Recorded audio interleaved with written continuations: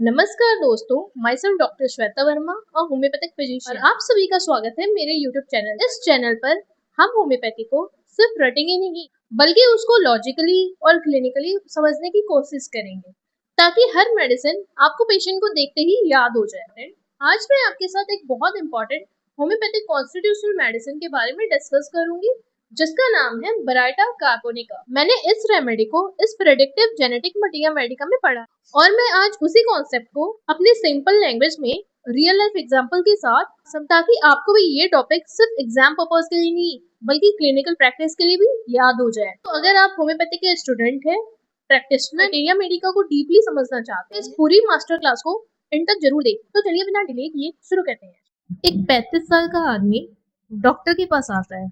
Doctor उससे पूछता है लेकिन जवाब उसकी माँ देती है। या एक 50 साल की लेडी है लेकिन उसकी सोच और हरकतें बिल्कुल 10 साल के बच्चे जैसी है। या एक 8 साल का बच्चा है लेकिन देखने में 70 साल के बुढ़े जैसा लगता है। अगर आपको कभी ऐसा पेशेंट मिले तो सबसे पहले एक रेमेडी आपके दिमाग में आनी चाहिए, वो है बराइटा कार्बोनिका। और आज की वीडियो के बाद मैं गारंटी देती हूँ कि आप बराइटा कार्ब को कभी नहीं भूलेंगे। नमस्कार दोस्तों, welcome back to study with me homeopathy. आज हम प्रेडिक्टिव जेनेटिक मटीरिया मेडिका की सबसे इंपॉर्टेंट कॉन्स्टिट्यूशनल रेमेडी के बारे में पढ़ेंगे जिसका नाम है बराइटा कार्बोनिका और उसको डिटेल में समझेंगे। मैं आपसे एक रिक्वेस्ट करती हूँ, इस मेडिसिन को रटने की कोशिश मत कीजिए, बस पेशेंट को इमेजिन कीजिए। जब पेशेंट समझ आ जाएगा तो मेडिसिन ऑटोमेटिकली याद हो जाएगी। अगर मुझे बराइटा कार्ब को सिर्फ एक वर्ड में डिफाइन करना हो तो मैं सिर्फ एक वर्ड बोलूंगी, मिसप्लेस्ड। ये पूरा चैप्टर इसी एक वर्ड के आसपास घूमता है।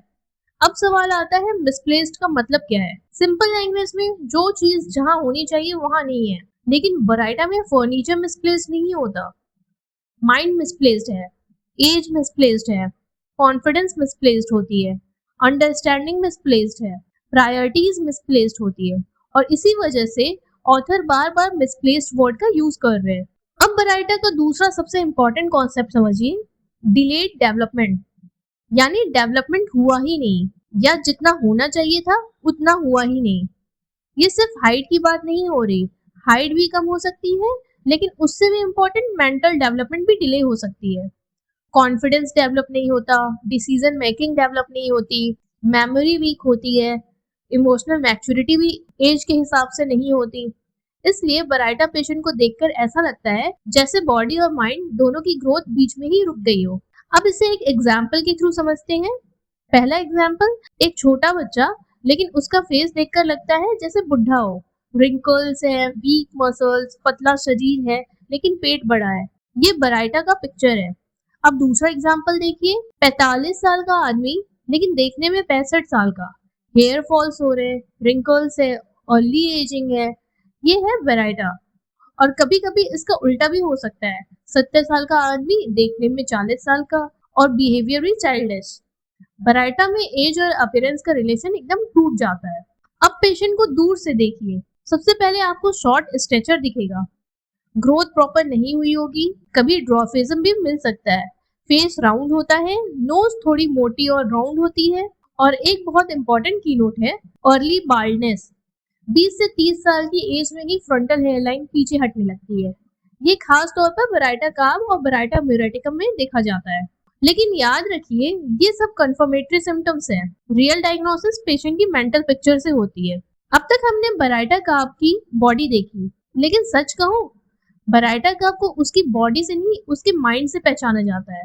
अगर आपने इसका मेंटल पिक्चर समझ लिया तो आपको बराइटा कार्ब कभी कंफ्यूज करेगा ही नहीं। इमेजिन कीजिए, 30 साल का एक आदमी है जो जॉब करता है, शादी भी हो चुकी है, लेकिन उसकी सोच बिल्कुल एक छोटे बच्चे जैसी है। ये बराइटा कार्ब का सबसे इंपॉर्टेंट सिम्टम है। ऑथर एक बहुत ब्यूटीफुल लाइन बोलते हैं, a child in a adult body. Baryta का बॉडी बड़ा हो सकता है लेकिन उसका माइंड अभी भी मैच्योर नहीं हुआ। उसको हर छोटी बात के लिए गाइडेंस चाहिए, हर डिसीजन के लिए किसी का सपोर्ट चाहिए। वो इंडिपेंडेंटली सोच ही नहीं पाता। अब अगला सिम्टम्स है टिमिडिटी। ये सिर्फ शर्मीला होना नहीं है, ये अंदर से डरा हुआ इंसान है। ऑफिस में बॉस बुलाए तब डर जाता है, टीचर क्वेश्चन पूछे तब डर जाता है, पब्लिक में बोलना पड़े तब उसको डर लगता है, न्यू लोगों से मिलना पड़े तब उसे डर लगता है। हर जगह इनसिक्योरिटी, ये कॉन्फिडेंस की कमी की वजह से नहीं होता।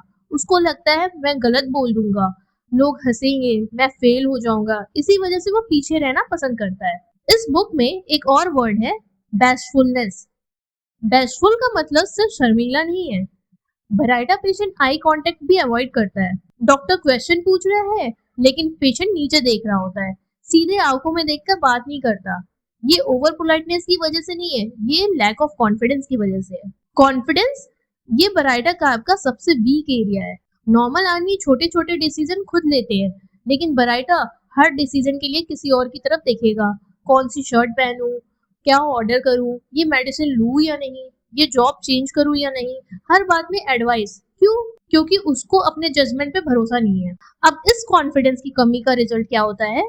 Dependence. Baryta patient emotional support के बिना कंफर्टेबल फील ही नहीं करता। बचपन से मम्मी, शादी के बाद हस्बैंड या वाइफ, ऑफिस में सीनियर, हर जगह कोई ना कोई सपोर्ट चाहिए। ये इंडिपेंडेंट पर्सनैलिटी होती ही नहीं है। ये हमेशा किसी ना किसी के सहारे ही चलना चाहते हैं। अब बात करते हैं मेमोरी की। बराइटा पेशेंट जल्दी भूल जाता है। नाम भूल गया, एड्रेस भूल गया, डॉक्टर ने क्या बोला वो भी भूल गया। लेकिन सिर्फ मेमोरी वीक होना ही बराइटा नहीं है। यहाँ प्रॉब्लम सिर्फ याद रखने की नहीं है, प्रॉब्लम समझने की भी है। अगर कोई आदमी समझेगा ही नहीं, उसको कुछ समझ में ही नहीं आएगा, तो उसे याद भी कम ही रहेगा। इसीलिए बराइटा को रिपीटेडली समझाना पड़ता है। डॉक्टर एक सिंपल क्वेश्चन पूछते हैं, आपको प्रॉब्लम कब से है? पेशेंट सोचता रहता है, फिर कुछ और बोल देता है। डॉक्टर फिर रिपीट करते हैं, फिर समझाते हैं। ये स्टुपिडिटी नहीं है, ये डिलेड अंडरस्टैंडिंग है। और इसी वजह से अगर आपको बराइटा कार्ब को सिर्फ एक सेंटेंस में याद रखना हो तो ये लाइन लिख लीजिए। बराइटा कार्ब का पेशेंट फिजिकली और मेंटली अपनी एज के हिसाब से मैच्योर नहीं होता। बस ये एक लाइन आधी रेमेडी याद करवा देगी। अब तक हमने देखा कि बराइटा कार्ब का पेशेंट चाइल्डिश होता है, टिमिड होता है, कॉन्फिडेंस कम होता है। लेकिन अब मैं आपको बराइटा कार्ब का सबसे इम्पोर्टेंट सीक्रेट बताने वाली हूँ, और ये सीक्रेट समझ लिया तो बराइटा कार्ब कभी लाइफ में भूल ही नहीं सकता। और वो वर्ड है मिसप्लेस्ड इंटेलेक्ट, और यही इस रेमेडी की जान है। सबसे पहले एक कंफ्यूजन दूर करते हैं। बराइटा कार्ब का पेशेंट बेवकूफ नहीं होता, उसके पास ब्रेन होता है। वो पढ़ भी सकता है, लिख भी सकता है और जॉब भी कर सकता है। प्रॉब्लम इंटेलिजेंस की नहीं है, प्रॉब्लम इंटेलिजेंस को यूज करने की है। यानी कब क्या इम्पोर्टेंट है, कब क्या इग्नोर करना है, कब किस बात को प्रायोरिटी देनी है, ये डिसाइड नहीं कर पाता। इसीलिए यहाँ मिसप्लेस्ड इंटेलेक्ट वर्ड का यूज किया गया है। अब हम इसको एक एग्जाम्पल के थ्रू समझते हैं। एक पेशेंट को ब्रेन ट्यूमर है, लेकिन डॉक्टर के पास आके बोलता है, डॉक्टर साहब पहले मेरी स्किन की खुजली ठीक कर दीजिए। या किसी को सीरियस हार्ट डिजीज है, लेकिन उसको टेंशन सिर्फ कॉन्स्टिपेशन की है। अब सोचिए, क्या प्रॉब्लम कॉन्स्टिपेशन है? नहीं, प्रॉब्लम है प्रायोरिटी की। जो चीज सबसे इम्पोर्टेंट है उसको इग्नोर कर रहा है, और जो छोटी प्रॉब्लम है उसको सबसे बड़ा बना रहा है। ये है बराइटा कार्ब। एक और बहुत इंपॉर्टेंट पॉइंट है, बराइटा पेशेंट एक ही गलती बार बार करता है। नॉर्मल आदमी गलती करके सीख जाता है, फिर उसको इम्प्रूव करता है। लेकिन बराइटा आज गलती की, कल समझाया, परसों फिर वही गलती करेगा। ये मेमोरी प्रॉब्लम नहीं है, ये लर्निंग प्रॉब्लम है। ये एक्सपीरियंस से भी नहीं सीखता। एक एग्जाम्पल लेते हैं। डॉक्टर बोलते हैं ये मेडिसिन खाना खाने के बाद लेना है, और पेशेंट घर जाकर खाली पेट खा लेगा, और अगली बार फिर समझाया तो फिर वही गलती करता है। ये है बराइटा। एक बार अगर बराइटा के दिमाग में कोई बात बैठ गई तो उसको बदलना बहुत मुश्किल होता है। चाहे आप कितनी भी लॉजिकल प्रूफ दे दो, वो बोलेगा नहीं डॉक्टर मुझे तो ऐसा ही लगता है। यानी उसका ओपिनियन फैक्ट से नहीं बदलता। ये जिद इंटेलिजेंस की वजह से नहीं है, ये पुअर जजमेंट की वजह से होती है। अब एक और इंटरेस्टिंग सिम्टम्स देखते हैं। बराइटा को रूटीन बहुत पसंद होता है। रोज सुबह 7 बजे उठना, वही चाय, वही ऑफिस, वही चेयर, वही काम, और ये रूटीन सालों तक चलेगा। क्यों? क्योंकि नया काम सीखने में प्रॉब्लम होती है। रूटीन उसको सेफ्टी फील कराती है। ऑफिस में नया सॉफ्टवेयर आया, सब लोग सीख गए, लेकिन बराइटा पेशेंट बोलेगा मुझसे नहीं होगा। नया मोबाइल, नया एटीएम, नया मशीन, नई टेक्नोलॉजी, सबसे डर लगता है। वो ओल्ड मेथड ही यूज करना चाहता है। इसीलिए यहाँ पे एक वर्ड यूज करते हैं, इनअडेप्टेबल। बराइटा पेशेंट को मॉडर्न गैजेट सीखने में प्रॉब्लम होती है। आज मोबाइल चलाना सिखाया, कल फिर भूल गया। एटीएम का पिन भूल गया, कंप्यूटर का प्रोसेस भूल गया, और फिर बोलता है मुझसे नहीं होगा। ये लेजीनेस नहीं है, ये डिलेड लर्निंग है। अब एक बहुत इंपॉर्टेंट पॉइंट, क्या बराइटा लीडर बन सकता है? जनरली नहीं। क्यों? क्योंकि लीडर को चाहिए fast decision, confidence, innovation, risk taking, और ये सब बराइटा में वीक होता है। इसलिए बराइटा ज्यादातर फॉलोअर होते हैं। एक इंटरेस्टिंग बात और, कभी कभी बराइटा ओवर कॉन्फिडेंस भी हो सकता है, लेकिन ये रियल कॉन्फिडेंस नहीं होता, ये चाइल्डिश कॉन्फिडेंस होता है। जैसे स्विमिंग नहीं आती फिर भी डीप वाटर में जंप कर जाएगा, रोड देखकर क्रॉस नहीं करता, सीधा भाग गया। ये ब्रेवरी नहीं है, ये पुअर जजमेंट है। बराइटा काफ का पेशेंट इंटेलिजेंट हो सकता है, लेकिन उसकी जजमेंट इमैच्योर होती है।